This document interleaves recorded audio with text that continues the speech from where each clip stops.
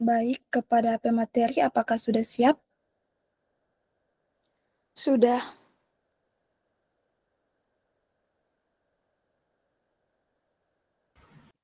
Oke, baik. Assalamualaikum warahmatullahi wabarakatuh. Terima kasih atas kesempatan yang diberikan kepada saya sebelumnya. Perkenalkan, nama saya Wastiata Lo dengan akhiran NIM 036. Di sini saya bertugas sebagai moderator yang akan memandu berjalannya diskusi pada hari ini dengan judul materi Perkembangan Kognitif dan Bahasa Setiap Tahapan Perkembangan Pendidikan. Untuk mengefisienkan waktu, saya persilakan kepada pemateri untuk memaparkan materinya.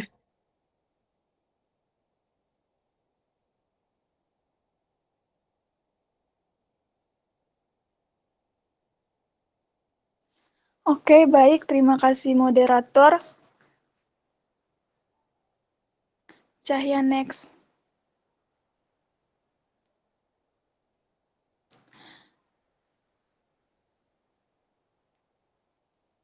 Pendahuluan. Yang pertama, tujuan. Menjelaskan hubungan antara perkembangan kognitif dan bahasa pada anak-anak. Yang kedua, menganalisis perkembangan keduanya dalam konteks pendidikan di Indonesia.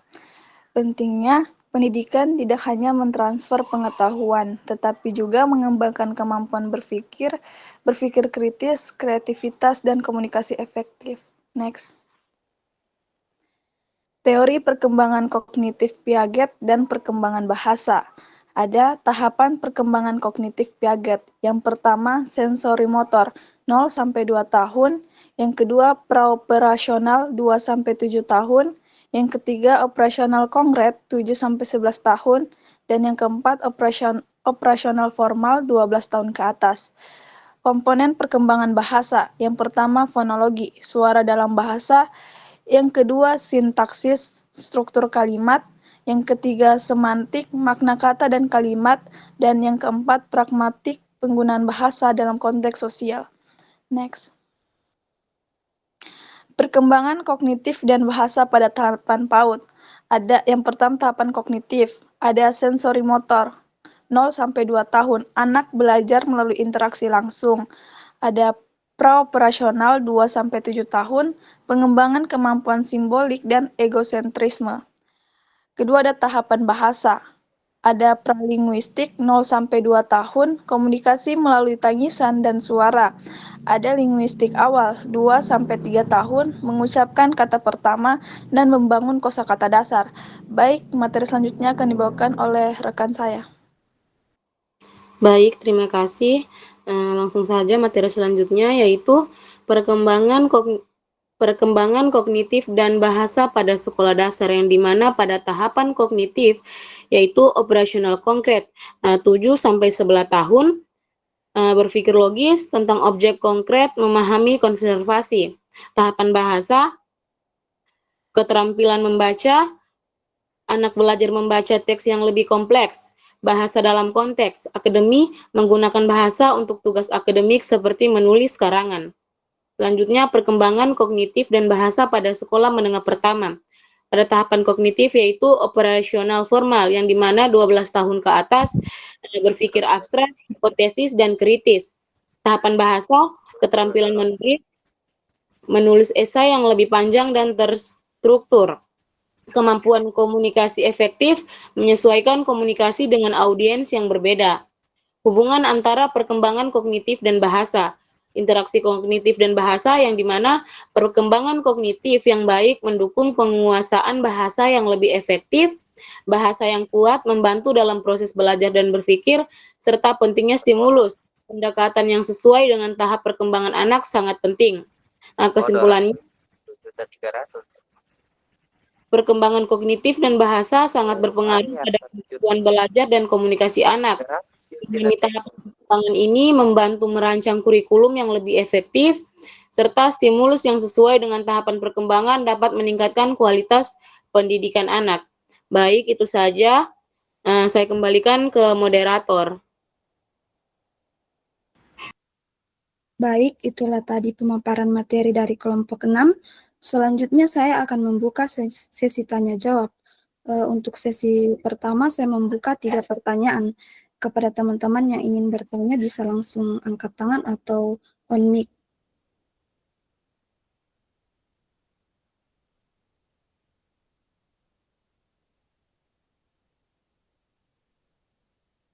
Izin moderator ingin bertanya. Baik, kepada Saudari Rahma, saya persilakan. Jadi, pertanyaan saya itu, bagaimana cara mengatasi keterlambatan perkembangan kognitif dan bahasa pada anak-anak? Mungkin itu saya kembalikan ke moderator. Baik, terima kasih. Bagaimana pemateri? Apakah pertanyaannya sudah jelas? Sudah moderator. Oke, baik. Kepada teman-teman yang masih ingin bertanya, Moderator izin bertanya. oke, baik. Kepada Saudari Ismani, saya persilakan.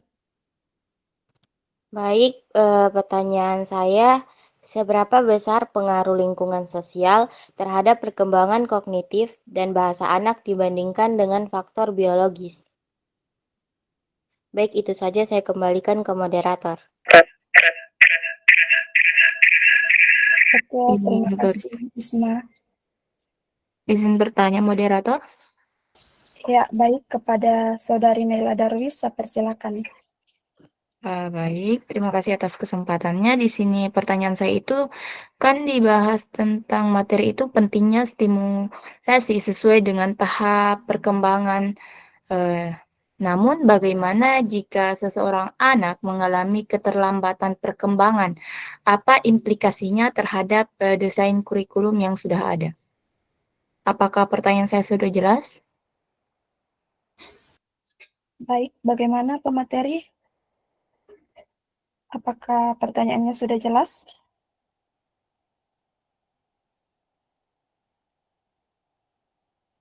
Sudah moderator.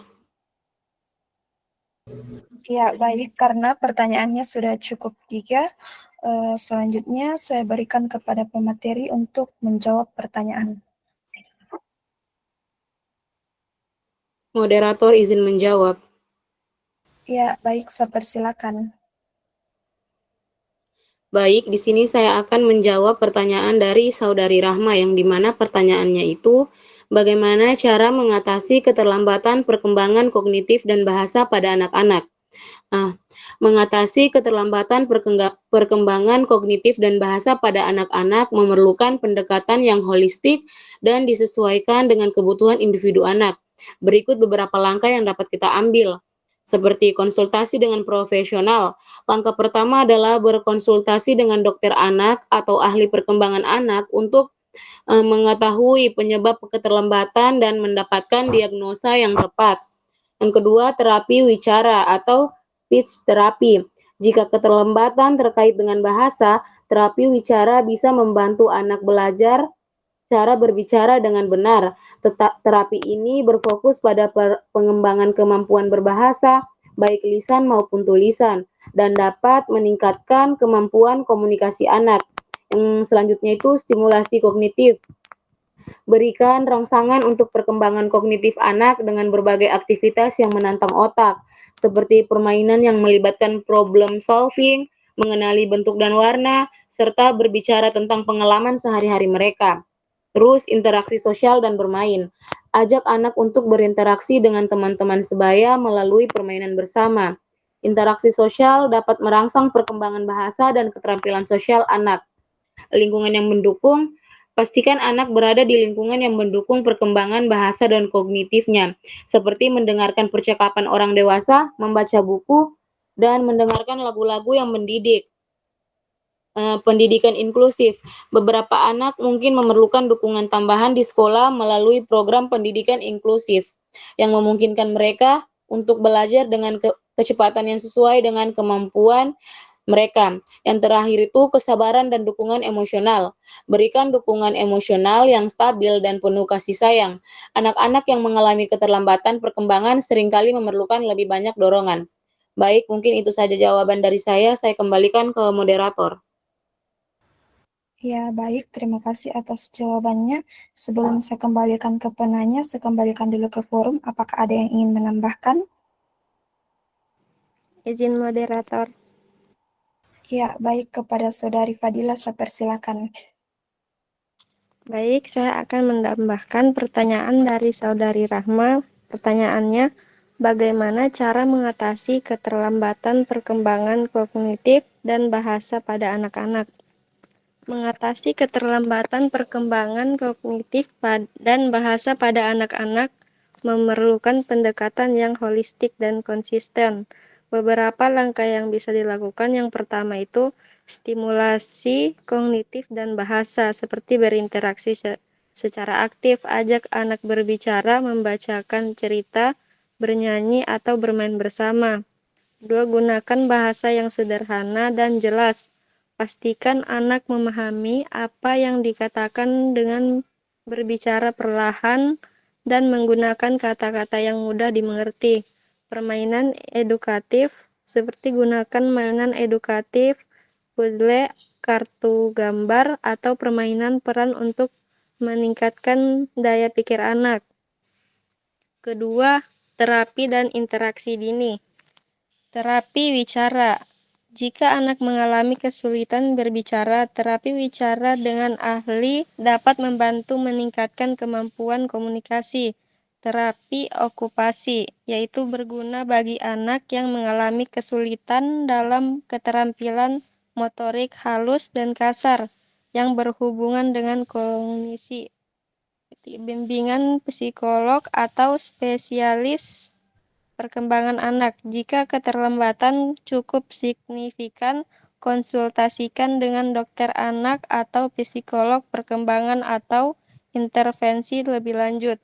Ketiga, pola asuh yang mendukung. Jadilah pendengar yang baik, seperti biarkan anak mencoba berbicara tanpa terburu-buru mengoreksi, berikan pujian dan motivasi, apresiasi usaha anak dalam belajar, berbicara, atau menyelesaikan tugas kognitif. Batasi screen time, kurangi penggunaan gadget dan dorong interaksi sosial secara langsung. Keempat, nutrisi yang tepat. Pastikan anak mendapatkan asupan gizi yang seimbang, terutama makanan yang kaya omega 3, zat besi, dan vitamin B yang berperan penting dalam perkembangan otak. Baik, itu saja yang dapat saya tambahkan. Saya berikan kepada moderator. Baik, terima kasih atas tambahannya. Selanjutnya, saya berikan kepada penanya. Apakah sudah bisa menerima jawaban dari pemateri dan tambahan dari Saudari Fadila? Oke, baik, saya sudah mengerti. Jadi yang dapat saya simpulkan itu bahwa untuk membantu anak yang terlambat dalam berbicara maupun berpikir itu, kita perlu memberi dukungan dengan cara seperti yang dijelaskan oleh pemateri itu, berkonsultasi dengan ahli, bermain dan belajar bersama, serta menciptakan lingkungan yang positif. Jadi dengan kesabaran dan bantuan yang tepat, di mana anak itu pasti bisa berkembang dengan lebih baik. Mungkin hanya itu, saya kembalikan ke moderator. Baik, terima kasih atas kesimpulannya. Selanjutnya, saya kembalikan lagi ke pemateri untuk menjawab pertanyaan selanjutnya. Moderator izin menjawab. Baik, kepada Saudari Tiara, saya persilakan. Oke, baik. Di sini saya akan menjawab pertanyaan dari Saudari Isma Ramadhani, yang dimana pertanyaannya itu, seberapa besar pengaruh lingkungan sosial terhadap perkembangan kognitif dan bahasa anak dibandingkan dengan faktor biologis? Nah, pengaruh lingkungan sosial terhadap perkembangan kognitif dan bahasa anak sangat besar dan seringkali dianggap lebih signifikan dibandingkan dengan faktor biologi. Meskipun keduanya saling berinteraksi, berikut adalah penjelasan tentang bagaimana kedua faktor ini berperan dalam perkembangan anak. Yang pertama itu pengaruh lingkungan sosial. Lingkungan sosial mencakup interaksi anak dengan keluarga, teman sebaya, guru, serta budaya di sekitar mereka. Pengaruh lingkungan sosial terhadap perkembangan kognitif dan bahasa anak dapat dijelaskan dalam beberapa aspek. Yang pertama itu stimulasi verbal. Anak-anak yang tumbuh dalam lingkungan yang kaya akan interaksi verbal, seperti berbicara, mendengarkan cerita, atau terlibat dalam percakapan, cenderung mengembangkan keterampilan bahasa dengan lebih cepat. Yang kedua, model sosial dan pengaruh budaya. Anak-anak belajar banyak dari perilaku dan nilai-nilai yang ada di sekitar mereka. Budaya, norma sosial, dan ekspektasi yang ada dalam keluarga dan masyarakat berperan besar dalam membentuk cara anak berpikir dan berbicara. Yang ketiga, dukungan emosional dan kognitif. Lingkungan sosial yang penuh dukungan emosional dan kognitif, misalnya orang tua yang terlibat dalam pendidikan anak dapat meningkatkan rasa percaya diri anak, yang pada gilirannya mempengaruhi kemampuan mereka berpikir dan belajar. Yang keempat itu interaksi dengan sebaya. Interaksi sosial dengan teman sebaya juga penting dalam perkembangan bahasa. Permainan dan percakapan dengan teman sebaya membantu anak belajar keterampilan sosial dan meningkatkan kemampuan bahasa mereka. Terus pengaruh faktor biologisnya itu, faktor biologi seperti genetik dan perkembangan otak juga memainkan peran penting dalam kemampuan kognitif dan bahasa anak. Yang pertama itu genetik dan warisan. Keluarga, faktor genetik dapat mempengaruhi kemampuan dasar anak dalam hal kognisi dan bahasa. Yang kedua, perkembangan otak. Perkembangan otak anak sangat mempengaruhi kapasitas mereka dalam belajar bahasa dan berpikir. Selama tahun-tahun awal kehidupan, otak anak sangat plastis dan berkembang pesat yang mempengaruhi kemampuan mereka untuk mengasimilasi informasi dan belajar bahasa dengan cepat.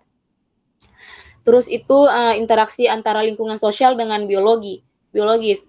Faktor biologi dan lingkungan sosial saling berinteraksi dan tidak dapat dipisahkan. Meskipun anak-anak mungkin memiliki bakat bawaan dalam bahasa atau kognisi, lingkungan yang mendukung sangat penting untuk memungkinkan potensi tersebut berkembang sepenuhnya. Sebaliknya, anak yang tumbuh dalam lingkungan. Baik, itu saja jawaban yang dapat saya berikan. Saya kembalikan ke moderator. Baik, terima kasih atas jawabannya. Sebelum saya kembalikan ke penanya, saya kembalikan dulu ke forum. Apakah ada yang ingin menambahkan? Izin moderator. Baik, kepada Saudari Naila Huria Balkis, saya persilakan. Baik, terima kasih. Saya ingin menambahkan sedikit. Jadi pertanyaannya itu, seberapa besar pengaruh lingkungan sosial terhadap perkembangan kognitif dan bahasa anak dibandingkan dengan faktor biologis. Jadi, walaupun faktor biologis itu seperti gen dan perkembangan otak memang penting, lingkungan sosial punya pengaruh yang lebih besar dalam perkembangan kognitif dan bahasa anak. Kalau anak itu sering diajak bicara, dibacakan buku, dan tumbuh lingkungan yang mendukung, mungkin kemampuan berpikir dan bahasanya itu bisa berkembang lebih baik. Mungkin sebaliknya, kalau kurang stimulasi, meskipun secara biologis punya potensi tinggi, perkembangannya itu mungkin bisa terhambat. Intinya lingkungan yang mendukung itu kunci utama buat anak belajar dan berkembang. Mungkin itu saja, saya kembalikan kepada moderator. Baik, terima kasih atas tambahannya. Selanjutnya saya kembalikan ke penanya. Apakah jawaban dari pemateri dan tambahan dari Saudari Naila Huria Balkis sudah bisa diterima? Baik, terima kasih. Saya sudah sangat puas dengan jawaban yang telah diberikan oleh pemateri dan juga tambahan dari Naila tadi. Dan yang dapat saya simpulkan adalah bahwa lingkungan sosial ini seperti yang dibilang Naila sama Tiara tadi memiliki peran yang sangat besar dalam membentuk kemampuan berpikir dan berbahasa anak. Sebaya serta akses terhadap pendidikan dan media yang mendukung perkembangan bahasa dapat meningkatkan kecerdasan serta keterampilan komunikasi anak. Anak yang tumbuh dalam lingkungan yang kaya akan percakapan, bacaan, dan pengalaman belajar akan lebih cepat dalam mengembangkan kemampuan kognitif dan bahasanya dibandingkan dengan anak yang kurang mendapatkan rangsangan tersebut. Dengan demikian, meskipun faktor biologis memberikan kapasitas besar bagi perkembangan anak, lingkungan sosiallah yang menentukan seberapa jauh potensi tersebut dapat berkembang. Baik, itu saja yang dapat saya simpulkan. Saya kembalikan ke moderator. Terima kasih atas kesimpulannya. Selanjutnya saya kembalikan lagi ke pemateri untuk menjawab pertanyaan selanjutnya. Izin menjawab moderator. Baik, kepada Nur Fadila saya persilakan. Baik, saya akan menjawab pertanyaan dari Naira Darwis, yang dimana pentingnya stimulasi sesuai tahap perkembangan disebutkan dalam materi. Namun, bagaimana jika seorang anak mengalami keterlambatan perkembangan? Apa implikasinya terhadap desain kurikulum? Baik, jika seorang anak mengalami keterlambatan perkembangan, implikasinya terhadap desain kurikulum harus mencakup beberapa aspek penting agar pembelajaran tetap efektif dan sesuai dengan kebutuhan anak. Dan ada beberapa implikasinya. Yang pertama itu ada kurikulum yang fleksibel dan diferensiasi pembelajaran. Kurikulum harus dirancang agar dapat disesuaikan dengan kebutuhan individu anak, dan diferensiasi pembelajaran memungkinkan anak untuk belajar sesuai dengan kemampuan mereka, baik dalam kecepatan, metode, maupun tingkat kesulitan materi. Yang kedua ada pendekatan berbasis perkembangan. Materi dan metode pembelajaran harus disesuaikan dengan tahap perkembangan anak, bukan hanya usia kronologisnya, dan stimulasi yang tepat diberikan sesuai dengan kemampuan anak saat ini, lalu bertahap ditingkatkan sesuai kemampuannya. Yang ketiga, penggunaan metode multisensori dan pendekatan individual. Anak dengan keterlambatan perkembangan seringkali membutuhkan metode pembelajaran yang lebih kaya stimulasi, seperti pendekatan multisensori, visual, auditori, dan kinestetik. Penggunaan alat bantu seperti gambar, manipulatif, atau teknologi pendidikan dapat membantu anak memahami materi dengan lebih baik. Yang keempat, kolaborasi dengan spesialis dan orang tua. Guru dan pendidik perlu bekerja sama dengan psikolog, terapis okupasi, atau spesialis perkembangan anak untuk merancang strategi pembelajaran efektif. Dan orang tua juga perlu dilibatkan dalam proses pembelajaran untuk memberikan dukungan yang konsisten di rumah. Dan yang kelima, evaluasi yang berfokus pada perkembangan individual. Penilaian tidak hanya berbasis standar akademik umum, tetapi juga mempertimbangkan kemajuan individu anak, serta fokus lebih pada pencapaian perkembangan keterampilan dasar sebelum melangkah ke tahapan yang lebih kompleks. Dengan desain kurikulum yang inklusif dan adaptif, anak dengan keterlambatan perkembangan tetap dapat menerima pendidikan yang sesuai dengan kebutuhannya, sehingga potensi mereka dapat berkembang secara optimal. Baik, sekian dari saya kembalikan ke moderator. Baik, terima kasih atas jawabannya. Sebelum saya kembalikan ke penanya, saya kembalikan dulu ke forum. Apakah ada yang ingin menambahkan?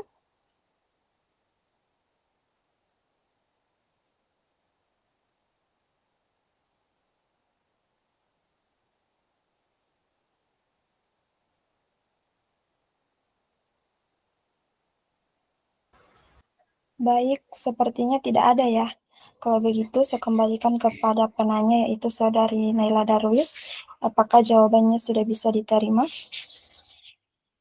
Baik, terima kasih atas jawabannya. Saya sudah puas dengan apa yang telah disampaikan. Nah, dapat saya tangkap di sini bahwa desain kurikulum itu untuk anak itu yang desain kurikulum untuk anak dengan keterlambatan perkembangan itu harus inklusif, adaptif, dan holistik ya. Kurikulum itu perlu memprioritaskan kebutuhan individu anak dengan melibatkan dukungan seseorang profesional, serta menyeimbangkan antara aspek akademik, sosial, dan emosional. Sehingga anak itu dapat berkembang dengan atau sesuai dengan potensi maksimal yang dia miliki dalam lingkungan yang mendukungnya agar tidak terdiskriminasi. Mungkin itu saja yang dapat saya simpulkan. Saya kembalikan kepada moderator. Terima kasih. Baik, terima kasih atas kesimpulannya. Karena pertanyaan sudah terjawab semua pada sesi pertama ini, selanjutnya saya membuka sesi tanya jawab yang kedua. Di sesi tanya jawab yang kedua ini saya menerima 2 pertanyaan. Kepada teman-teman yang ingin bertanya, bisa langsung angkat tangan atau on mic. Izin bertanya, moderator. Baik, kepada Saudari Nur Hidayah, saya persilakan. Oke, terima kasih atas kesempatannya. Di sini saya akan mengajukan pertanyaan kepada kelompok pemateri. Pertanyaan saya, mengapa keterampilan membaca menjadi fokus utama dalam perkembangan bahasa pada anak usia sekolah dasar? Oke, itu tadi pertanyaan saya. Saya kembalikan kepada moderator. Ya, baik. Terima kasih. Teman-teman, selanjutnya saya masih membuka satu pertanyaan. Izin moderator, saya ingin bertanya. Ya, baik. Kepada Saudari Najwa, saya persilakan. Baik, terima kasih atas kesempatannya. Saya akan memberikan pertanyaan kepada kelompok pemateri, yaitu bagaimana anak-anak mengembangkan kemampuan memori dan konsentrasi mereka. Itu saja yang ingin saya tanyakan. Saya kembalikan ke moderator. Ya, baik. Terima kasih. Bagaimana pemateri? Apakah pertanyaannya sudah jelas?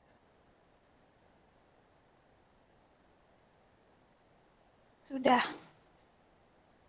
Ya, baik. Selanjutnya saya serahkan ke pemateri untuk menjawab pertanyaan.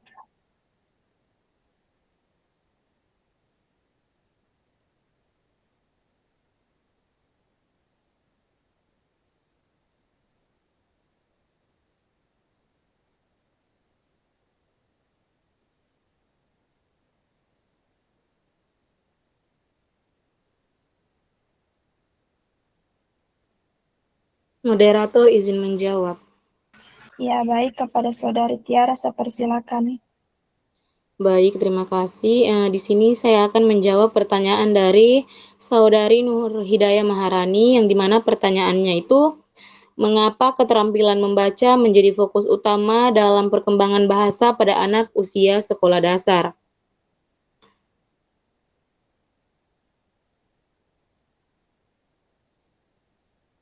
Jadi, keterampilan membaca menjadi fokus utama dalam perkembangan bahasa pada anak usia sekolah dasar karena membaca adalah keterampilan dasar yang mendukung perkembangan bahasa secara keseluruhan. Alasan mengapa keterampilan membaca sangat penting, yang pertama itu, dasar utama pembelajaran lain. Membaca adalah keterampilan yang sangat penting untuk memperoleh informasi dan pengetahuan di hampir semua bidang studi. Anak yang mahir membaca dapat memahami pelajaran dan materi pembelajaran lainnya dengan lebih mudah. Yang kedua itu perkembangan kosakata. Membaca memperkenalkan anak pada kata-kata baru dan variasi dalam penggunaan bahasa. Ini membantu memperkaya kosakata anak dan kemampuan mereka untuk berbicara dan menulis dengan lebih baik. Yang ketiga, keterampilan berpikir kritis. Melalui membaca, anak-anak diajak untuk menganalisis dan menginterpretasi informasi. Ini membantu mengembangkan kemampuan berpikir kritis yang sangat berguna dalam kehidupan sehari-hari dan di dalam pembelajaran sekolah. Yang keempat, peningkatan pemahaman teks. Membaca bukan hanya tentang mengenal huruf dan kata, tetapi juga tentang memahami makna dari teks yang dibaca. Yang kelima, fondasi untuk kemampuan menulis. Membaca yang baik akan mendukung kemampuan menulis anak, karena mereka dapat meniru struktur kalimat dan gaya bahasa yang mereka temui dalam bacaan mereka. Dengan demikian, keterampilan membaca merupakan fondasi penting untuk perkembangan bahasa dan keterampilan akademik lainnya pada anak usia sekolah dasar. Baik, mungkin itu saja yang jawaban yang dapat saya berikan. Saya kembalikan ke moderator. Ya, terima kasih atas jawabannya. Sebelum saya kembalikan ke penanya, saya kembalikan dulu ke forum. Apakah ada yang ingin menambahkan? Izin moderator. Ya, baik. Kepada Saudari Nur Afia, saya persilakan. Baik, terima kasih banyak kepada moderator. Saya ingin menambahkan sedikit pertanyaan dari Nur Hidayah Maharani, yaitu pertanyaannya, mengapa keterampilan membaca menjadi fokus utama dalam perkembangan bahasa pada anak usia sekolah dasar? Karena membaca tidak hanya memperkaya kosakata, tetapi juga meningkatkan pemahaman struktur bahasa dan kemampuan berpikir kritis. Melalui membaca, anak belajar mengenali pola tata bahasa, memahami makna kata, serta mengembangkan keterampilan komunikasi yang lebih kompleks. Selain itu juga, membaca sangat berperan penting dalam perkembangan akademik, karena hampir semua mata pelajaran itu membutuhkan kemampuan memahami teks tertulis. Dengan membiasakan anak untuk membaca sejak dini, mereka dapat lebih mudah menyerap informasi, meningkatkan daya ingatnya, serta membangun keterampilan literasi yang menjadi dasar bagi pembelajaran sepanjang hayat mereka. Itu saja yang dapat saya tambahkan. Lebih dan kurangnya mohon maaf, saya kembalikan kepada moderator. Ya, terima kasih atas tambahannya. Selanjutnya saya berikan kepada penanya yaitu Saudari Nur Hidayah Maharani. Apakah jawaban dari pemateri dan tambahan dari Saudari Nur Afia sudah bisa diterima? Iya, sudah.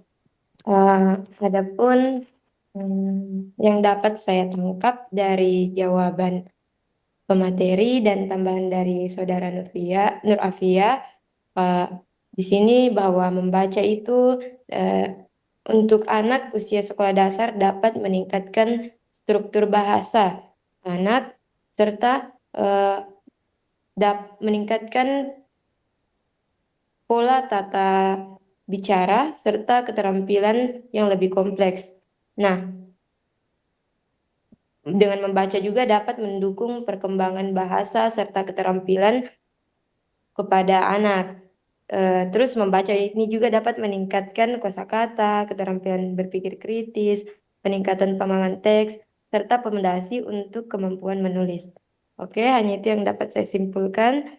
Selebihnya saya serahkan kepada moderator. Ya, terima kasih atas kesimpulannya. Selanjutnya saya kembalikan lagi kepada pemateri untuk menjawab pertanyaan selanjutnya. Izin menjawab, moderator. Ya, kepada Saudari Nur Fadila saya persilakan. Baik, saya akan menjawab pertanyaan dari Najwa. Bagaimana anak-anak mengembangkan kemampuan memori dan konsentrasi mereka? Jadi, anak-anak mengembangkan kemampuan memori dan konsentrasi mereka melalui pengalaman sehari-hari, stimulasi yang tepat, serta perkembangan otak yang bertahap. Ada beberapa faktor utama yang berperan dalam perkembangan ini. Yang pertama, ada perkembangan otak dan pengalaman. Memori dan konsentrasi berkembang seiring dengan pertumbuhan otak dan pengalaman yang mereka alami, dan anak-anak belajar mengingat dan fokus melalui interaksi dengan lingkungan, bermain, dan kegiatan sehari-hari. Yang kedua, bermain dan aktivitas interaktif. Permainan berulang seperti menyusun puzzle atau menyebut nama benda berulang kali memperkuat daya ingat. Dan permainan yang membutuhkan strategi, misalnya catur sederhana atau permainan mencocokkan gambar, membantu meningkatkan konsentrasi dan memori kerja. Yang ketiga, stimulasi sensorik dan kognitif. Mendongeng dan membaca buku membantu anak mengingat urutan cerita dan meningkatkan fokus mereka. Bernyanyi dan menghafal lagu merangsang memori auditori dan membuat mereka lebih mudah mengingat pola. Yang keempat, rutinitas dan struktur. Jadwal harian yang teratur membantu anak mengembangkan kebiasaan kognitif yang mendukung memori, dan rutinitas seperti menyiapkan tas sekolah atau mengulang pelajaran sebelum tidur memperkuat daya ingat jangka panjang. Yang kelima, nutrisi dan istirahat yang cukup. Makanan bergizi seperti omega 3, vitamin B, dan zat besi penting untuk fungsi otak yang optimal. Dan tidur yang cukup membantu otak memproses dan menyimpan informasi dengan lebih baik. 6. Latihan fokus dan mindfulness. Teknik sederhana seperti menatap objek selama beberapa detik atau bernafas dalam-dalam sebelum mengerjakan tugas bisa membantu meningkatkan konsentrasi. Dan meditasi anak-anak atau kegiatan seperti yoga juga dapat membantu mereka lebih fokus dan mengendalikan perhatian. Dengan kombinasi stimulasi yang tepat, lingkungan yang mendukung, dan kebiasaan sehat, anak-anak dapat mengembangkan kemampuan memori dan konsentrasi mereka secara optimal. Baik, sekian dari saya kembalikan ke moderator. Ya, baik. Terima kasih atas jawabannya. Sebelum saya kembalikan ke penanya, saya kembalikan dulu ke forum. Apakah ada yang ingin menambahkan? Izin moderator menambahkan. Ya, kepada Saudara Chandra, saya persilakan. Oke, baik. Terima kasih. Perkenalkan, nama saya Chandra dengan akhiran NIM 012. Jadi, pertanyaannya tadi itu... Mana sudah tadi? pertanyaan tadi itu bagaimana anak-anak mengembangkan kemampuan memori dan komunikasi mereka. Jadi jawaban saya itu anak-anak mengembangkan kemampuan memori dan konsentrasi mereka melalui beberapa cara. Yang pertama itu seperti latihan berulang. Jadi dengan latihan berulang, anak-anak belajar dan mengingat sesuatu lebih baik dengan pengulangan. Kemudian kegiatan seperti menghafal lagu, membaca buku favorit berulang kali, atau mengulang tugas sederhana membantu memperkuat ingatan mereka. Kemudian yang kedua itu ada permainan yang merangsang kognitif. Jadi permainan seperti puzzle, permainan kartu memori, dan teka-teki menantang otak anak untuk fokus dan mengingat. Ini membantu dalam mengembangkan konsentrasi dan memori jangka pendek. Ya, kemudian yang ketiga itu ada rutinitas yang terstruktur. Jadi anak-anak membutuhkan rutinitas yang konsisten. Jadwal harian yang teratur membantu mereka memahami urutan peristiwa yang pada gilirannya meningkatkan kemampuan mereka untuk mengingat informasi dan berkonsentrasi pada tugas tertentu. Kemudian yang keempat itu ada pendidikan dan pembelajaran yang aktif. Jadi di mana anak-anak yang terlibat dalam aktivitas belajar interaktif seperti diskusi kelompok, bermain peran atau eksperimen sains dapat memperkuat daya ingat mereka karena mereka terlibat secara aktif dalam pembelajaran, bukan hanya mendengarkan atau mengamati. Kemudian yang terakhir itu atau yang kelima, ada lingkungan yang kondusif. Jadi lingkungan yang tenang, bebas dari gangguan dan memberikan stimulasi yang tepat. Misalnya seperti buku, permainan edukatif, juga membantu anak-anak untuk fokus mengembangkan konsentrasi. Jadi dengan stimulasi yang tepat dan dukungan dari lingkungan, anak-anak dapat mengembangkan memori dan konsentrasi mereka secara bertahap sesuai tahap perkembangan masing-masing. Oke, mungkin itu saja yang bisa saya tambahkan. Saya kembalikan kepada moderator. Terima kasih. Ya, terima kasih atas tambahannya. Kepada Saudari Sarma Ayu, apakah masih ingin menambahkan? Baik, terima kasih untuk moderator. Di sini saya ingin menambahkan, jadi kan pertanyaannya tadi bagaimana anak-anak mengembangkan kemampuan memori dan konsentrasi mereka. Nah, jadi untuk mengembangkannya ini adalah dengan cara mengingat. Nah, mengingat itu dimulai dengan memahami. Jadi anak-anak itu belajar tentang memori dengan berbicara dengan orang lain dan dengan mengalami kejadian-kejadian di kehidupan di lingkungan mereka. Jadi jika anak-anak mengalami kejadian-kejadian yang tidak mereka pahami sepenuhnya, mereka cenderung tidak mengingat kejadian tersebut atau mengingat kejadian-kejadian dengan benar. Jadi di sini orang dewasa memainkan peran penting dalam membantu anak-anak memahami dan mengingat. Jadi peran terpenting orang dewasa itu adalah menyediakan interaksi yang responsif, menyenangkan dan memelihara dengan anak-anak. Jadi cara lain yang penting namun sederhana yang dapat dilakukan orang dewasa untuk membantu adalah dengan bercerita dan menceritakan pengalaman, terutama pengalaman yang telah mereka bagikan dengan anak-anak. Jadi contohnya itu kayak membina bahasa. Jadi bahasa menjembatani pemahaman dan membantu membentuk ingatan. Jadi orang dewasa dapat menumbuhkan bahasa dengan anak-anak dengan bercerita, menceritakan kembali kejadian dan mengajukan pertanyaan yang berhubungan dengan pengalaman yang dialami anak-anak. Jadi pertanyaan yang menyentuh itu seperti apa, di mana, kapan, dan mengapa. Itu membantu anak-anak mengumpulkan detail deskripsi dan emosi tentang pengalaman tersebut. Jadi pada akhirnya itu anak-anak akan mengajukan pertanyaan yang sama kepada diri mereka sendiri, seperti yang diajukan oleh orang dewasa. Baik, mungkin itu saja yang bisa saya tambahkan. Selebihnya saya kembalikan ke moderator. Ya, terima kasih atas tambahannya. Selanjutnya saya kembalikan kepada penanya, yaitu Saudari Najwa. Apakah jawabannya sudah diterima? Ya, baik. Jawabannya saya terima. Dan yang bisa saya simpulkan dari semua jawaban tadi yaitu anak-anak bisa melatih daya ingat dan konsentrasi mereka itu dapat melalui permainan seperti permainan yang merangsang otak seperti puzzle, permainan memori atau permainan lain yang butuh fokus.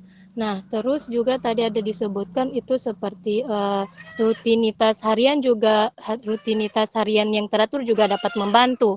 Terus ada tadi lingkungan yang tenang saat belajar juga penting, dan yang terakhir ada juga aktif bergerak dan tidur yang cukup juga dapat berpengaruh baik bagi kemampuan memori dan konsentrasi mereka.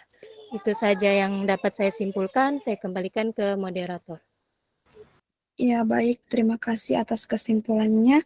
Karena di sesi kedua ini pertanyaan sudah terjawab semua, maka berakhirlah sesi diskusi kita pada hari ini.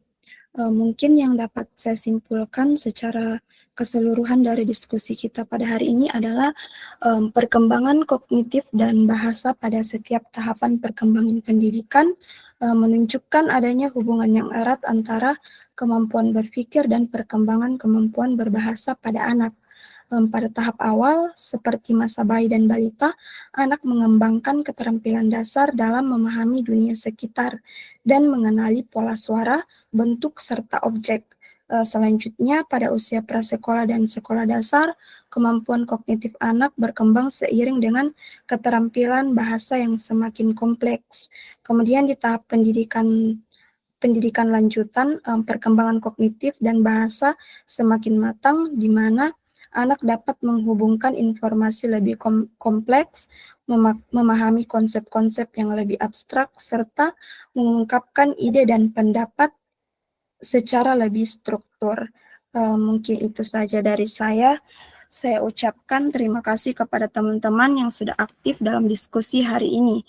Saya akhiri, wassalamualaikum warahmatullahi wabarakatuh. Selanjutnya saya serahkan ke Ibu Vita.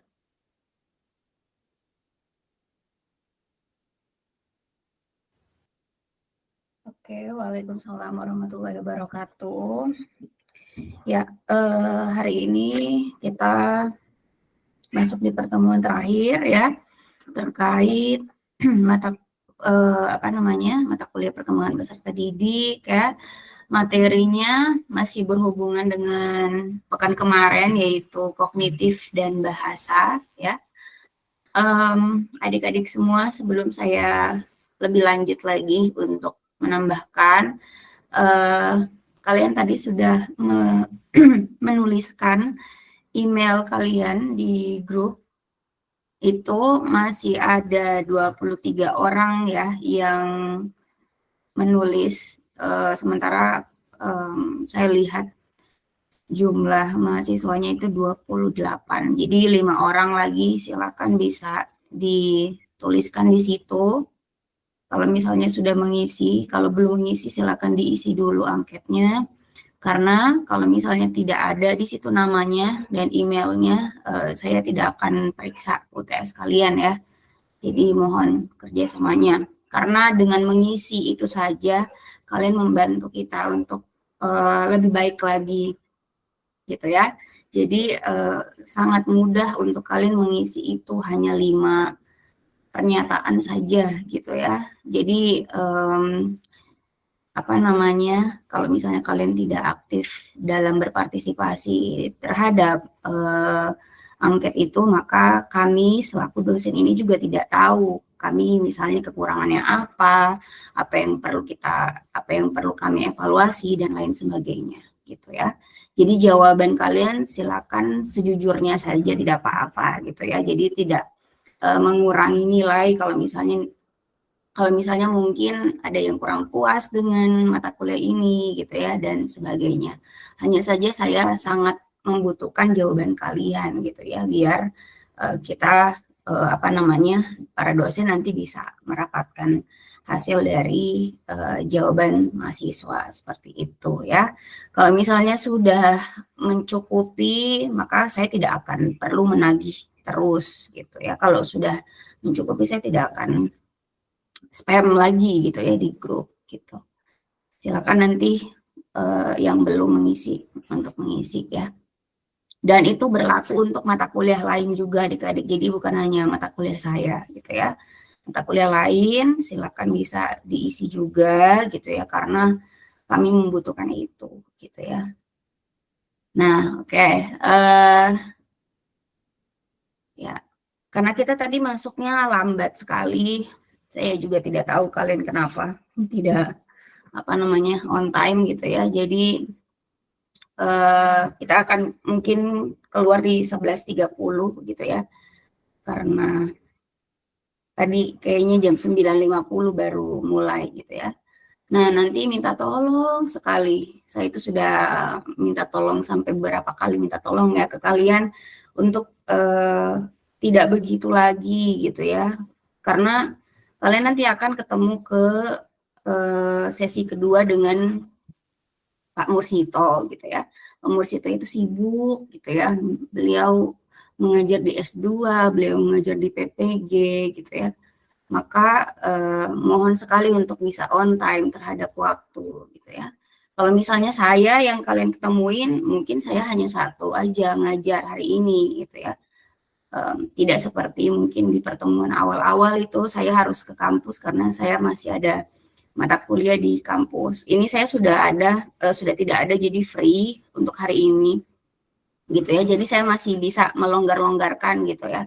Terserah kalian mau kapan bisanya gitu, karena kalian yang belajar bukan saya gitu ya. Jadi tapi nanti untuk pertemuan lain jangan seperti itu gitu ya.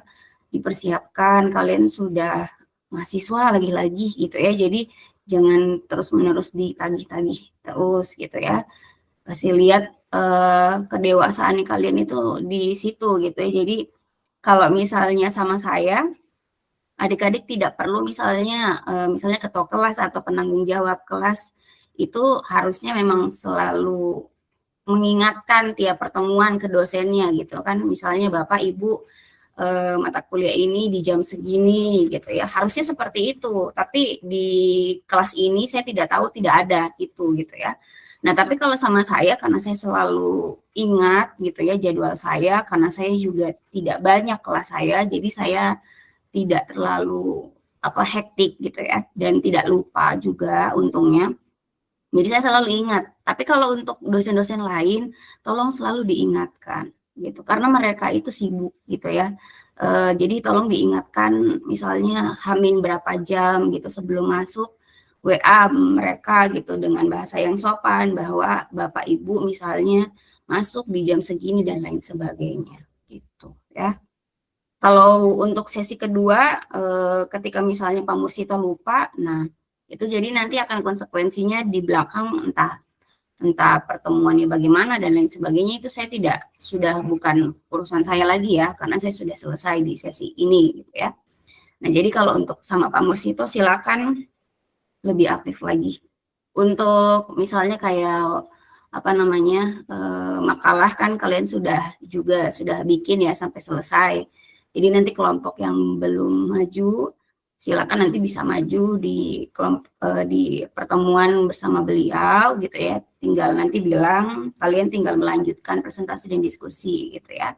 Sudah ada makalahnya, sudah ada kelompoknya. Kemudian untuk Google Meet mungkin kalian harus yang prepare karena mungkin beliau akan menyuruh kalian untuk membuat Google Meet sendiri gitu ya. Jadi tidak lagi saya yang tanggung gitu ya untuk Google Meet-nya. Nah, oke, itu untuk sedikit nasihat kepada adik-adik gitu ya. Saya berkata seperti ini itu karena care kepada kalian gitu ya, biar misalnya hal-hal yang mungkin kurang maksimal di pembelajaran gitu dari kesiapan kalian itu bisa tidak terulang lagi kesalahan-kesalahannya seperti itu ya. Nah, untuk materi hari ini memang kita masih membahas tentang kognisi ya, kognisi atau pengetahuan ya, dan juga bahasa ya.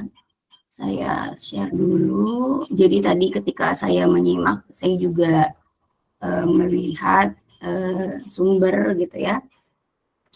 Nanti mungkin bisa saja sebagai tambahan ke adik-adik yang tadi mungkin sudah menjawab ya. Kesannya tadi ini kalian memahami sekali gitu karena tidak butuh waktu lama ya untuk menjawab gitu ya. Tapi Saya tidak tahu apakah itu memang benar gitu, kalian memahami atau tidak, atau hanya sekedar membaca again gitu ya. Saya tidak bisa mengevaluasi satu-satu kalian, karena yang hal pertama adalah kalian tidak on cam semua, saya juga nggak tahu kenapa. Terus yang kedua, ya saya tidak bisa lihat kalian ketika menjawab itu apakah membaca atau hanya menjawab dengan bahasa sendiri atau hanya membaca saja gitu ya. Nah, jadi ini adalah saya buka juga ChatGPT untuk kita tahu apa yang kita pelajari sekarang ya. Adik-adik juga bisa sebenarnya tetap pakai ChatGPT gitu ya untuk mengetahui apa perbedaan dari kognisi dan bahasa itu gitu ya. Pada setiap perkembangan, di sini saya minta untuk dia buatkan perbedaannya dan setiap jenjangnya gitu ya, karena ini kan berdasarkan jenjang pendidikan ya, berdasarkan jenjang pendidikan ini harus nih, oke gitu aja ya. Nah, jadi memang kalau berdasarkan jenjang pendidikan again mulai dari usia paling awal sekali pendidikan dini gitu ya sampai pendidikan tinggi gitu ya.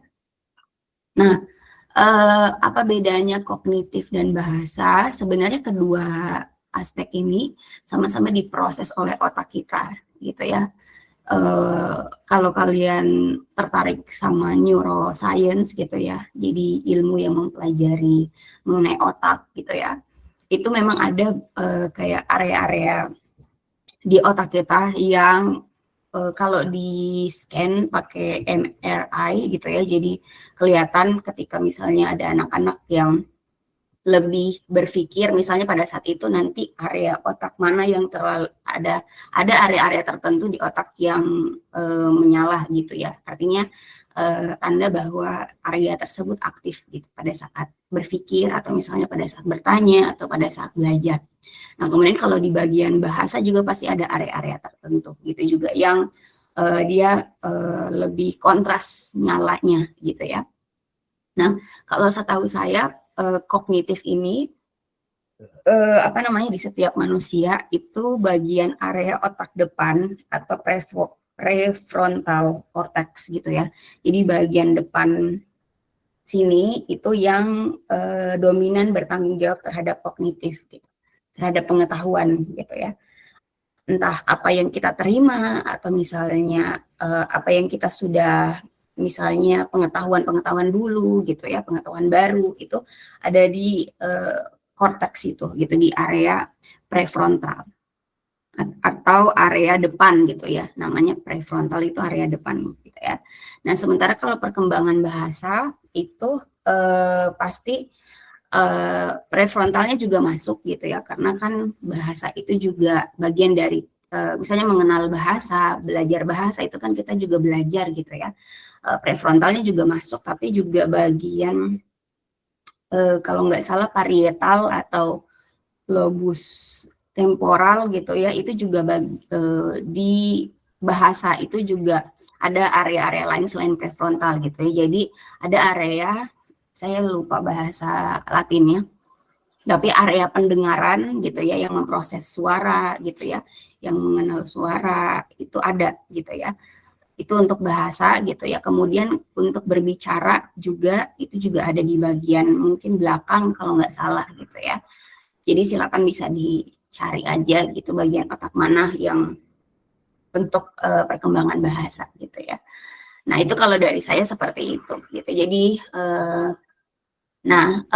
perkembangan kognitif dan bahasa ini sepanjang tingkat pendidikan itu berbeda-beda gitu ya. Kalau misalnya jenjang pendidikannya masih dini, di mana anak-anak itu masih belia, masih kecil gitu, masih belum dewasa gitu ya, maka perkembangan kognitif dan bahasanya itu masih yang sangat-sangat sederhana gitu ya. Jadi mereka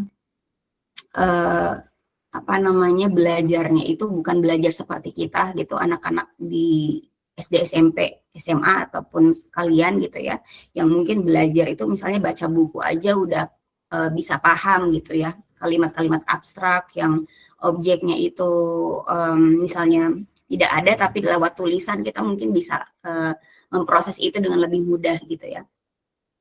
Tetapi kalau anak-anak ini mereka memang kalau mau belajar dengan lebih mudah itu memang harus menggunakan objeknya langsung gitu. Jadi harus ada bendanya secara langsung untuk mereka tahu bahwa ini yang mereka pelajari gitu ya.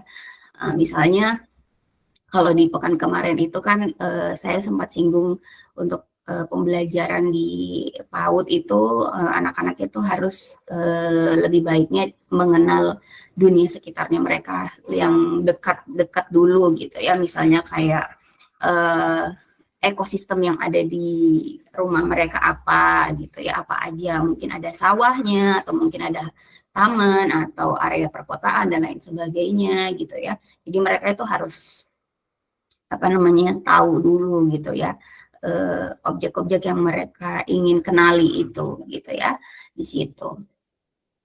Nah, jadi memang kalau perkembangan kognitifnya ini memang masih sangat sederhana bagi anak-anak karena mereka harus melihat objeknya secara langsung gitu ya. Harus yang mereka lihat yang benar-benar mereka bersinggungan dengan benda itu gitu ya. Biar mereka lebih memahami gitu ya. Karena memang mungkin fungsi otaknya juga belum berkembang dengan optimal di usia ini atau di jenjang pendidikan ini. Gitu ya. Nah, kemudian kalau bahasa juga seperti itu. Bahasa itu kan berarti ada suatu alat komunikasi gitu ya. Bahasa itu alat komunikasi untuk orang yang berbicara itu bisa dipahami apa yang dia bicarakan dari orang yang menerima pembicaraan itu gitu ya, dengan menggunakan bahasa gitu ya. Jadi bahasa di sini kalau kita kan sangat lancar ya menggunakan bahasa Indonesia ya. Tapi kalau anak-anak ini kan walaupun mereka orang Indonesia, tapi mereka belum bisa langsung fasih menggunakan bahasa Indonesia atau berbicara dengan bahasa Indonesia kalau tidak diajarkan gitu ya. Kata-katanya gitu, kosakatanya, vocabulary-nya gitu ya, mereka harus dikenalkan misalnya apa yang mereka pegang itu apa namanya gitu ya. Nah, kemudian biasanya memang mereka itu belajarnya untuk berbahasa ini dengan membeo gitu atau kayak mengulang-ulang atau mengikuti misalnya orang tuanya atau gurunya gitu ya. Untuk misalnya menghafal satu kata demi satu kata gitu ya, gitu. Jadi mereka memang tidak bisa satu kali diomongin misalnya ini tangan gitu ya, ini tangan kamu, ini namanya tangan gitu ya. Itu nggak bisa langsung satu kali mereka tahu oh ini tangan namanya gitu ya. Jadi mereka harus diulang-ulang terus gitu ya, apa yang mereka dapatkan misalnya satu kata baru itu gitu sampai mungkin dia bisa paham gitu ya atau bisa hafal ya gitu. Nah, memang kalau di jenjang pendidikan yang awal ini kita bisa lihat cenderung anak-anak ini baru mengenal dunianya gitu ya. Jadi memang cara berpikirnya juga masih sangat-sangat sederhana. Kemudian bahasanya juga perbendaharaannya juga masih sangat terbatas gitu. Tetapi ini sangat bisa dimaksimalkan sekali untuk orang dewasa di sekitar dia, entah itu orang tua atau misalnya ada mungkin neni atau babysitter dia gitu atau mungkin kayak guru dia ketika dia ikut PAUD gitu ya. Itu dimaksimalkan misalnya dengan ketika anak itu dikenalkan misalnya suatu kata tertentu itu harus integrasinya ya antara perkembangan kognitif dan bahasa ini ya. Jadi si orang dewasa ini sebenarnya bisa mengajarkan suatu hal itu sambil dia kognitifnya jalan, tapi bahasanya juga dia dapat gitu. Misalnya tadi ada satu kata yang itu diharapkan misalnya si anak itu tahu kata ini gitu ya, misalnya tangan gitu ya, atau apa, mama, papa gitu ya.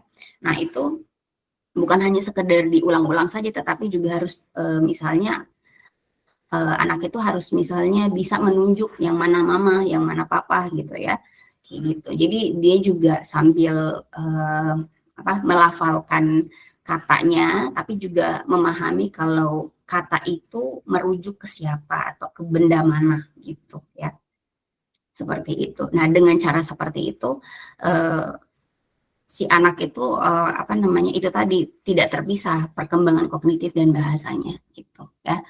Kemudian misalnya tadi juga ada jawaban dengan anak itu dilatih untuk mendengarkan cerita gitu ya. Misalnya orang tuanya itu ada waktu khusus untuk mendongeng, atau misalnya didengarkan mungkin kayak storytelling gitu ya. Jadi si anak itu bisa mendengar gitu ya. Nah itu. Kemudian kalau TK di sini sudah mulai ada simbol-simbol gitu ya. Simbolik di sini artinya kalau dibandingkan dengan yang PAUD ini, dia sudah agak lebih rumit sedikit. Artinya kalau di tahapan awal ini kan mereka baru mengenal gitu. Jadi kayak baru sesuatu itu kayak baru tunggal gitu ya. Jadi baru ya itu benda apa, kemudian bendanya yang mana, namanya apa gitu ya. Nah, tapi kalau TK ini mungkin mereka bisa menghubungkan gitu ya antara benda satu dengan benda lainnya, itu dia kelompok apa. Misalnya kayak pulpen, pensil itu kelompok apa? Kelompok alat tulis atau kelompok apa gitu ya. Seperti itu. Jadi ada kayak sedikit lebih advance sedikit gitu ya dibandingkan yang sebelumnya. Kemudian bahasa juga kosakatanya pasti bertambah pesat. Tapi itu tadi kayak kalau misalnya orang dewasanya nggak ngeh atau nggak aware terhadap tugas perkembangan setiap jenjang ini, bisa saja anak TK itu masih punya kosakata yang masih sangat terbatas gitu ya. Jadi harusnya misalnya mereka udah tahu banyak kosakata di sekitar mereka, benda-benda di sekitar mereka, tapi karena tidak dikenalkan gitu dari ketika dia umur belia itu kosakatanya masih limit gitu atau sedikit gitu ya. Jadi memang setiap jenjang ini orang tua, orang dewasa, guru itu memang harus bisa tahu, misalnya si anak ini sudah umur segini berarti dia harusnya at least minimum requirement yang dia harus kuasai itu apa aja gitu ya. Dan itu akan ikut kegiatannya nanti apa gitu ya, kegiatan yang maksudnya untuk belajarnya itu apa, sehingga dia secara kognitif dan secara bahasa itu ideal gitu. Jadi sesuai dengan pengelompokan jenjang pendidikannya itu gitu, biar tidak terhambat seperti itu ya. Nah sampai akhirnya kayak anak-anak itu sudah di jenjang pendidikan yang lebih tinggi lagi gitu ya, misalnya anak SMA ataupun kalian sebagai di kelompok perguruan tinggi ini gini ya. Kalau yang tadi sudah saya bilang bahwa kalau anak-anak itu mereka untuk memahami sesuatu itu harus tahu apa yang mereka pelajari itu gitu, bendanya gitu, objeknya itu yang mana. Nah, tapi kalau yang sudah dewasa gitu ya, atau jenjang pendidikannya sudah di atas, maka kita harusnya sih gitu ya, walaupun kita hanya membaca buku saja tanpa ada objeknya di sekitar situ gitu ya, kita itu bisa memahami itu karena pengetahuan-pengetahuan kita yang sederhana-sederhana tadi sudah dibangun dengan kuat pada saat kita di jenjang pendidikan sebelum-sebelumnya itu gitu ya. Jadi memang kalau anak-anak SMA gitu ya, itu mereka sudah bisa sebenarnya dilatih untuk berpikir abstrak, artinya berpikir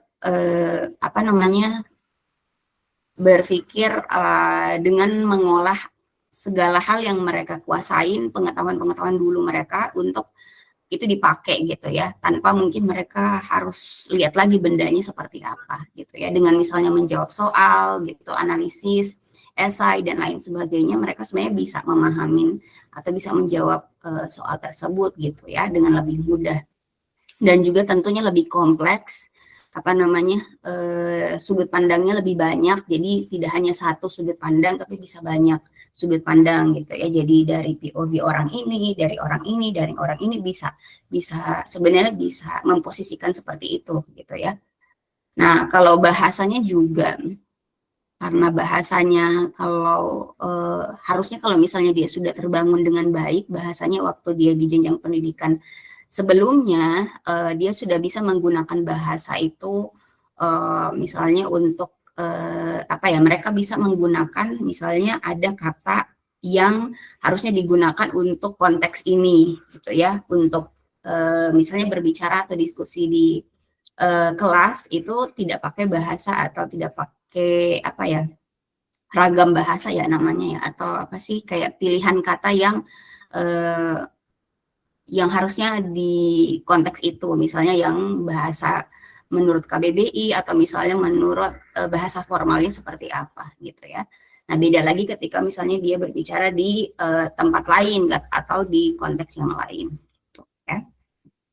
Nah, kalau berbicara tentang bahasa juga sebenarnya karena anak-anak ini, balik lagi ya ke anak-anak gitu ya, memang lebih bagusnya mereka itu dikenalkan banyak bahasa gitu ya. Jadi kayak mungkin bahasa daerah mereka di sekitar situ gitu ya, kemudian bahasa Indonesia dan juga mungkin bahasa Inggris gitu ya, at least untuk mereka nanti bisa gunakan kemampuan bahasa mereka itu untuk ya nanti ke jenjang pendidikan selanjutnya gitu ya. Karena ini tadi ya, walaupun perbendaharaan katanya masih terbatas, tetapi semakin mudah dikenalkan suatu bahasa atau kosakata asing itu semakin lebih melekat di memori atau diingatan di otak anak-anak itu gitu ya. Jadi seperti itu. Nah, kemudian kalau ngomongin soal kognitif atau pengetahuan, kalau di kita di prodi biasanya memang khusus untuk pendidikan gitu ya, pendidikan prodi pendidikan, kita nggak jauh-jauh dengan istilah kognitif, afektif, psikomotor gitu ya. Jadi kognitif itu tadi berhubungan dengan pengetahuan siswa, kemudian afektif itu berhubungan dengan sikap, ya, karakter, terus psikomotor itu berhubungan dengan keterampilan atau skill gitu ya. Nah, salah satu yang dipakai untuk melihat apa namanya pengetahuan, tingkat pengetahuan siswa itu kita menggunakan teori atau apa ya, pendapat gitu ya, yang sampai saat ini masih tetap dipakai, yaitu taksonomi Bloom gitu ya. Jadi taksonomi Bloom ini kita bisa melihat tingkat pengetahuan atau tingkat kognitif seseorang gitu ya, siswa gitu ya. Nah, Bloom ini sendiri adalah nama orang pencetus pertama, tapi kalau misalnya kalian pelajari lagi, taksonomi Bloom ini ada dua versi, ada versi lama sama versi sekarang ya. Jadi versi yang kita pakai sekarang versi yang sekarang yang sudah direvisi gitu ya. Nah, jadi kalau kita bisa lihat di sini, kognitif itu atau tingkat pengetahuan itu dia berjenjang. Dia dari level dasar sampai level level atas gitu ya. Jadi mulai dari remember paling bawah, understand, apply, analyze, evaluate, dan create gitu ya. Nah, jadi level paling dasar sekali yaitu memahami. Jadi kalau misalnya saya kadang bertanya, adik-adik sudah paham atau belum? Ternyata itu level paling rendah dari kognitif kita gitu ya. Memahami di sini bisa dilihat dari apakah seseorang atau siswa itu bisa mengingat, bisa mengulang kembali kata-kata itu dengan bahasa sendiri gitu ya. Jadi itu memahami. Itu level paling dasar sekali. Tapi bukan berarti level ini tuh level yang tidak penting. Ini adalah level yang paling penting karena ketika siswa itu belum bisa memahami sama sekali atau anak-anak itu belum bisa memahami sesuatu, maka dia belum bisa ke tingkat paling atasnya lagi gitu ya. Jadi memang dasarnya ini harus dia harus sudah lewatin dulu baru dia bisa ke tingkat selanjutnya gitu ya. Remember itu mengingat gitu ya. Jadi mengingat itu tadi entah kalau diminta untuk diminta untuk mengulang kembali dia bisa atau tidak gitu ya. Itu remember. Kemudian understand, memahami gitu ya. Nah, memahami ini artinya dia itu bisa menjelaskan, bisa memparafrase gitu ya, bisa menggambarkan, bisa merangkum gitu ya. Nah, jadi seperti itu ya. Jadi mengingat, memahami, mengaplikasikan, apply. Mengaplikasikan berarti konsep yang sudah dia pahamin tadi itu bisa digunakan untuk misalnya apa gitu ya. Kemudian menganalisa, mengevaluasi dan membuat. Jadi tingkatan paling paling akhir atau paling tinggi dalam kognitif itu adalah ketika kita itu bisa membuat sesuatu gitu. Kita bisa menciptakan sesuatu yang belum ada sebelumnya gitu ya. Nah, jadi harapannya guru-guru itu mereka juga harus tahu ini gitu ya untuk nanti mereka sesuaikan terhadap kegiatan belajar di kelasnya. Seperti itu. Nah, kalau misalnya ditanya apakah untuk create sendiri yang paling tinggi itu, apakah hanya untuk diperuntukkan kepada jenjang pendidikan yang paling tinggi saja, tetapi yang jenjang pendidikan tidak, jenjang pendidikan bawah tidak gitu. Jawabannya sebenarnya ini tidak sesuai dengan jenjang pendidikan gitu ya. Jadi jenjang pendidikan yang paling bawah pun, anak-anak belia pun, itu sebenarnya sudah bisa latihan untuk membuat sesuatu gitu ya. Create-nya sudah bisa sebenarnya. Jadi bukan hanya dia menghafal ataupun memahami saja, tetapi pasti disesuaikan dengan kegiatan yang sesuai dengan perkembangannya dia sendiri gitu ya. Jadi harusnya memang setiap jenjang pendidikan, baik itu anak PAUD, TK, SD, SMP, SMA, itu ketika dia belajar di sekolah gitu ya, itu ke-6 ini harus bisa dilatih terus gitu ya. Seperti itu. Jadi bedanya apa gitu? Kalau misalnya setiap jenjang pendidikan bawah dan tinggi pun bisa sama-sama menggunakan 6 ini. Bedanya adalah dari tingkat kompleksitasnya gitu ya. Misalnya kalau untuk anak-anak anak PAUD gitu ya, dia bisa saja dilatih untuk meng-create sesuatu atau membuat sesuatu gitu ya.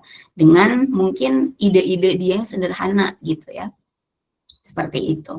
Nah, tapi kalau untuk jenjang pendidikan yang tinggi kayak anak SMA atau anak perguruan tinggi, pasti disesuaikan juga dengan level kognisinya dia sendiri gitu. Kalau dia harusnya bisa berpikir abstrak dan memahami dengan lebih kompleks, makanya pasti mungkin ada dosen ataupun guru di SMA itu meminta siswa untuk membuat sebuah prakarya atau proyek yang sebenarnya di situ melatih atau pengen mengevaluasi di level create-nya itu sudah sesuai atau belum gitu ya.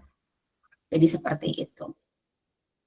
Nah, ini sebagai tambahan dari saya terkait materi hari ini ya, semoga bisa menambah informasi untuk kalian gitu ya. Dan ini tetap dipakai ya taksonomi Bloom ini. Jadi nanti kalau untuk mata kuliah kayak pendidikan lainnya yang kalian akan jumpain di semester selanjutnya pasti akan berhubungan dengan taksonomi Bloom ini karena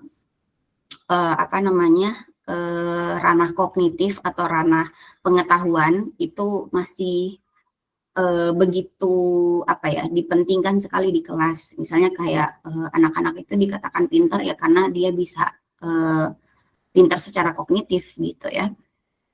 Dan kalau misalnya kalau kalian lihat di penelitian-penelitian di artikel-artikel itu yang diukur atau yang diteliti itu kebanyakan di kognitifnya, dan ujung-ujungnya akan pakai taksonomi Bloom ini untuk membuat soal atau untuk kayak mengevaluasi gitu apakah siswa-siswa di kelas tertentu gitu ya. Ini kalau misalnya kalian ambil penelitian pendidikan ya, itu pasti nanti akan pakai ini kategori dari taksonomi Bloom ini gitu ya.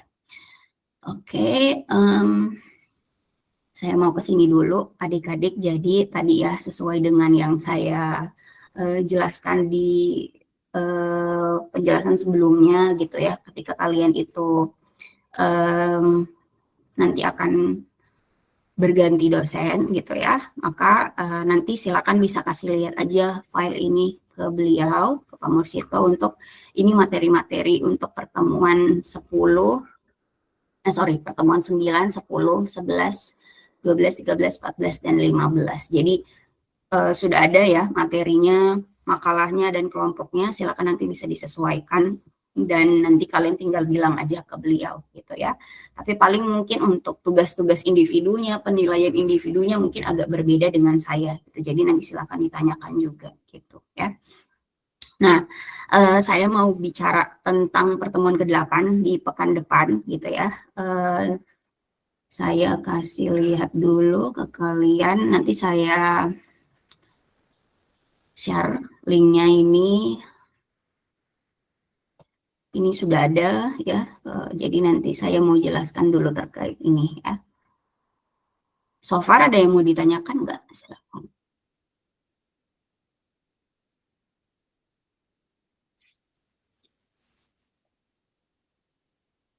Oke, itu tadi linknya, semoga bisa terkirim di pesan dalam panggilan ya, Google Drive yang kalian nanti jadikan apa ya, tempat pengumpulan tugas kalian gitu ya. Jadi untuk pekan depan itu adalah UTS, jadi waktunya itu hanya sampai di tanggal 27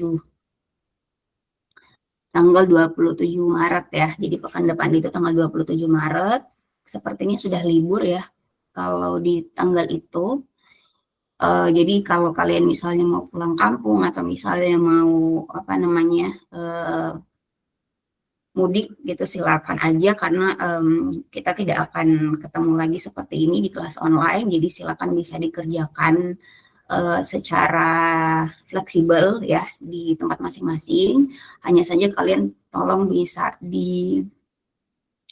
perhatikan waktu pengumpulannya terakhir kapan gitu ya.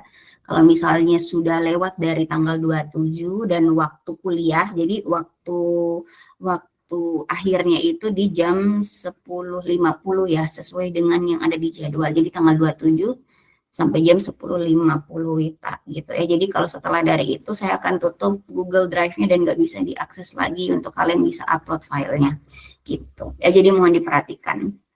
Nah, kemudian presensinya bakal saya ambil dari nama-nama yang sudah mengumpulkan file itu gitu ya. Nah,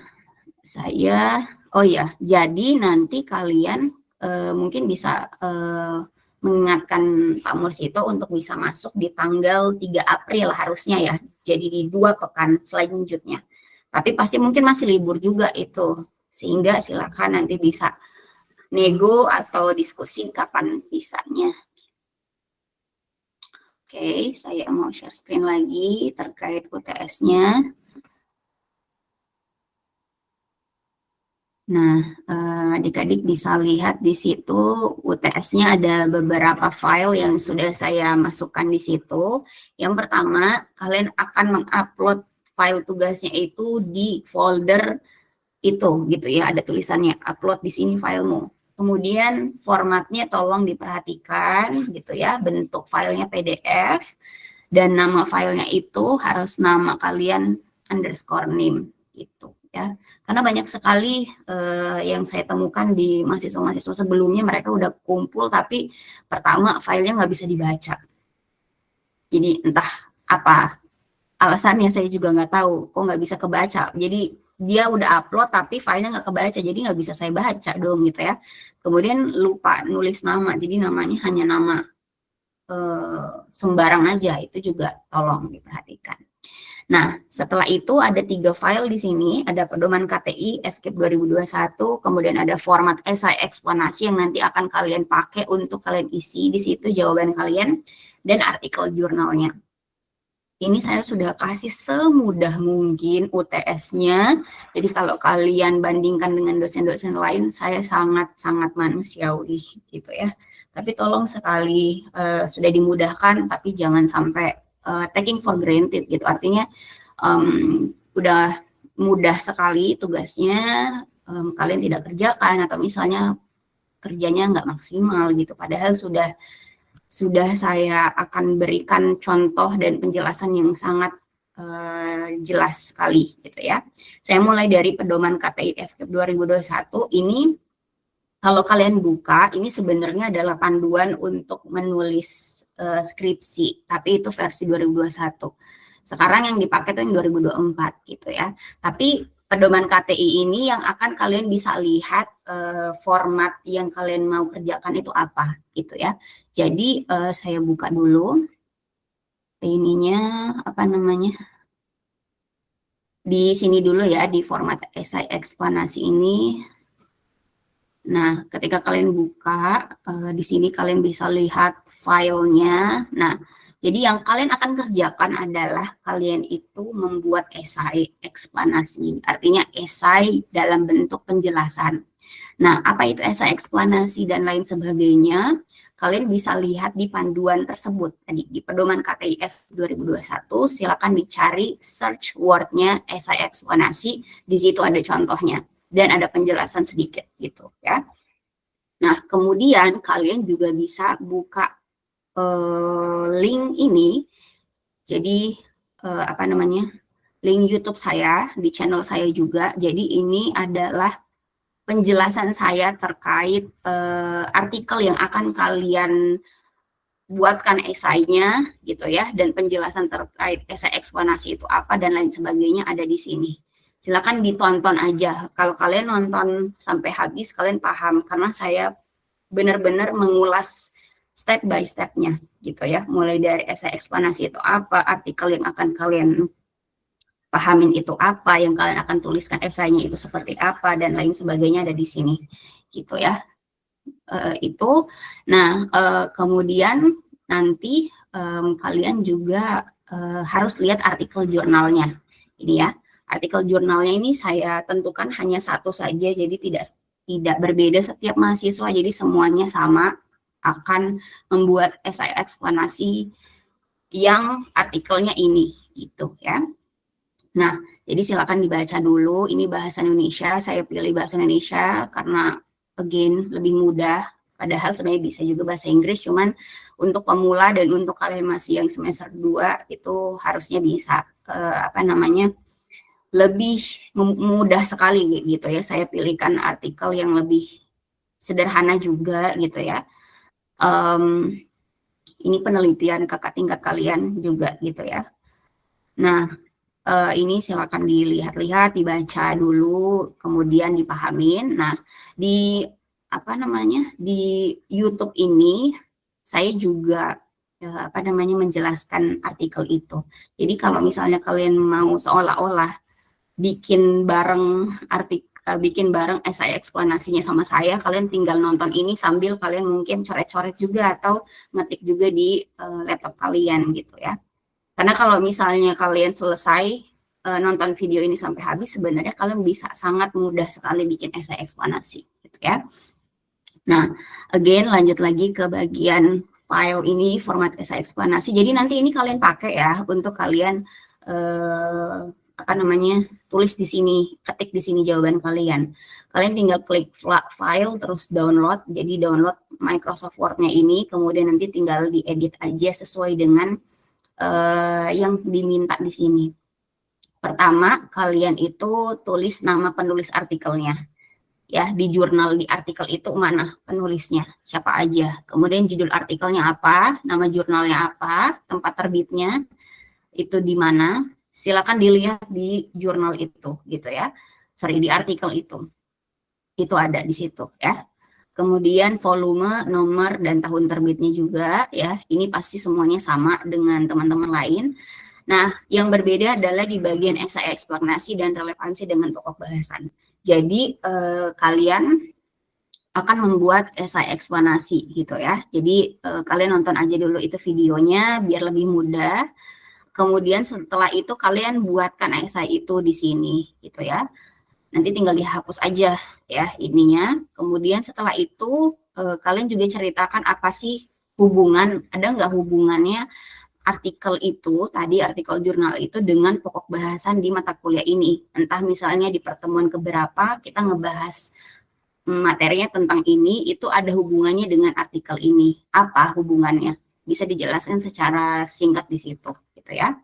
Nah, kemudian yang perlu diperhatikan, isi dari esai eksplanasi secara keseluruhan itu tidak boleh lebih dari 2 halaman. Kalau lebih dari 2 halaman tentunya akan mengurangi nilai karena saya minta 2 halaman saja maksimal. Nah, berarti kalau misalnya ada yang bertanya, berarti kalau 1 halaman boleh gitu ya. Karena maksimalnya 2 halaman gitu ya. Yang nggak boleh itu kalau 3 halaman gitu ya. Nah, seperti itu. Jadi kalian juga harus patuh dengan yang saya minta di sini apa gitu ya, untuk kalian bisa dapat nilai yang bagus seperti itu. Oke, mungkin itu untuk informasi terkait UTS. Mungkin ada yang mau ditanyakan, silakan.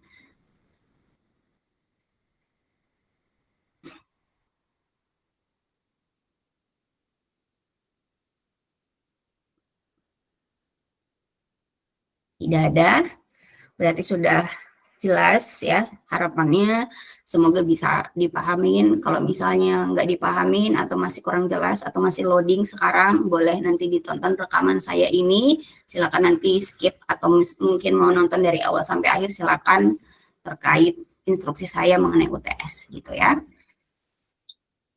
Oke, berarti kalau sudah tidak ada lagi yang mau bertanya, sudah jelas untuk hari ini. Jadi untuk pekan depan kita sudah tidak perlu masuk lagi di kelas online. Kalian tinggal kerjakan tugas itu sebagai pengganti UTS. Kemudian kalaupun ada yang mau ditanyakan setelah kalian menonton atau mengerjakan, biasanya nih mahasiswa kalau diminta untuk bikin tugas itu so far so good, tapi ketika mau beneran mengerjakan baru bingung di situ. Silakan nanti ditanya aja di WA group ya, biar siapa tahu jawabannya juga dibutuhkan oleh teman-teman lain. Mungkin pertanyaannya sama gitu ya, biar saya tidak ngulang lagi jawaban saya gitu ya. Oke, kalau misalnya terkait teknis, misalnya nggak tahu, biasanya ada aja mahasiswa nggak bisa upload file atau apalah gitu ya, secara teknis seperti itu, silakan nanti ditanyakan ya. Tapi pertanyaannya jangan lewat dari tanggal 27 tadi gitu ya. Oke, mungkin cukup sekian untuk pertemuan bersama saya adik-adik, untuk sesi sama saya di pertemuan 1 sampai pertemuan sekarang. Saya mohon maaf jika banyak hal yang kurang dari saya penjelasannya, kemudian ada tutur kata yang keliru gitu ya, mohon dimaafkan. Mohon maaf lahir dan batin terlebih dahulu gitu ya. Kemudian silakan nanti bisa belajar bersama Pak Mursito di pertemuan 2 pekan selanjutnya gitu ya. Itu aja gitu ya dari saya. Semoga bisa ketemu lagi nanti di mata kuliah di semester lain gitu ya. Dan berharapnya kalian bisa dapat nilai bagus di mata kuliah ini gitu ya, di mata kuliah filsafat juga seperti itu. Oke, itu saja untuk hari ini. Saya pamit undur diri. Assalamualaikum warahmatullahi wabarakatuh dan selamat siang. Waalaikumsalam warahmatullahi wabarakatuh. Terima kasih, Bu.